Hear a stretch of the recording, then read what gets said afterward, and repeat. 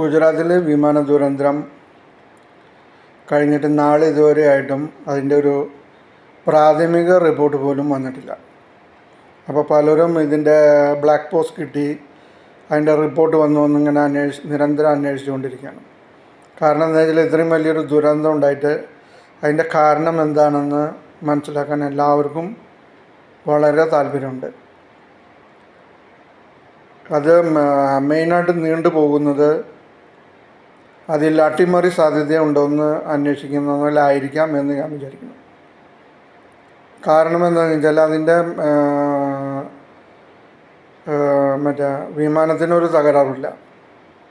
പൈലറ്റാണെങ്കിൽ നല്ല എക്സ്പീരിയൻസ് ഉള്ള പൈലറ്റ്, കോ പൈലറ്റും നല്ല എക്സ്പീരിയൻസ് ഉള്ളത്. പിന്നെ ഇതിൻ്റെ 2 എൻജിനുകളും നല്ല പവർഫുള്ള, ഒരു കംപ്ലൈൻറ്റും ഇല്ലാത്തത്.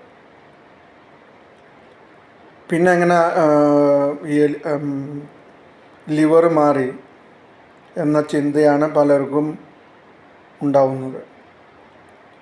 അപ്പം ഇതിൻ്റെ കോക്പിറ്റ് ബ്ലാക്ക് ബോക്സിൽ നിന്ന് കിട്ടിയ വിവരം അനുസരിച്ച് ലിവർ മാറിയതുപോലെയാണ് പൈലറ്റ് സംസാരിച്ചതെന്നാണ് മനസ്സിലാക്കാൻ റോയിറ്റേഴ്സൊക്കെ എല്ലാം റിപ്പോർട്ട് ചെയ്യുന്നത്. അപ്പോൾ ഈ എൻജിനിലേക്ക് ത്രസ്റ്റ് കൊടുക്കുന്ന ഫ്യൂവൽ ലിവർ എങ്ങനെ മാറി എന്ന ചിന്തയാണ് അട്ടിമറിയാണോ എന്നുള്ള അന്വേഷണത്തിലേക്ക് പോകാൻ ഈ അന്വേഷണ ഉദ്യോഗസ്ഥർക്ക് മുമ്പിലുള്ളത്. ഈ ലിവർ എങ്ങനെ മാറി അങ്ങോട്ടും ഇങ്ങോട്ടും, അതിനുള്ള കാരണം തേടിയാണ് ഇപ്പോൾ അന്വേഷണ സംഘമുള്ളതെന്ന് ഞാൻ വിചാരിക്കുന്നു. അതാണ് ഇത്രയും ലേറ്റ് ആവുന്നതെല്ലാം.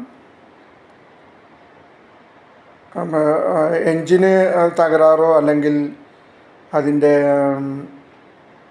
ഇലക്ട്രോണിക് സാമാനങ്ങൾക്ക് തകരാറോ ഉള്ളതായിട്ട് കാണപ്പെടുന്നില്ല എന്നുള്ളതാണ് റോയിറ്റേഴ്സിൽ നിന്ന് മനസ്സിലാവുന്നത്. അപ്പോൾ ഇതെങ്ങനെ സംഭവിച്ചു, ഇതറിയേണ്ടത് വളരെ അത്യാവശ്യമുള്ളൊരു സംഭവം തന്നെയാണ്. ഇന്നോ അല്ലെങ്കിൽ നാളെയായിട്ട് പ്രാഥമിക റിപ്പോർട്ട് വരുമെന്നാണ് വിചാരിക്കുന്നത്.